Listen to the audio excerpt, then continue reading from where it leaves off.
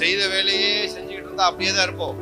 ஒரே வேலை, ஒரே சிந்தனை, அப்படியே தான் இருப்போம். வாழ்க்கை மாறவே மாறாது. ஆரம்பம் அற்பமா இருக்கலாம், முடிவு சம்பூர்ணமா இருக்கும். ஆனா ஆரம்பிக்கணும்.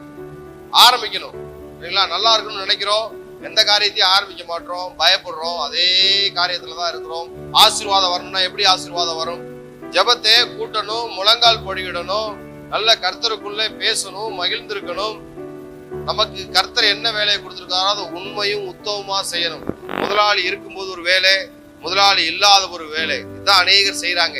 முதலாளி இருந்தாலும் ஒரே வேலை, முதலாளி இல்லாத போதும் ஒரே வேலை. நல்ல ஒரு உக்ரானக்காரனை போல நாம இருந்தா கர்த்தர் நம்ம எடுத்து பயன்படுத்துவார். உலகம் நம்மளை பார்த்து கொண்டிருக்கிறது அப்படின்னு நினைக்காம உன்னதமானவர் பார்த்து கொண்டிருக்கிறார். இப்ப அநேகர் தொழில் ஸ்தலங்கள்ல கேமராவுக்கு பயந்து தான் வேலை செய்வாங்க.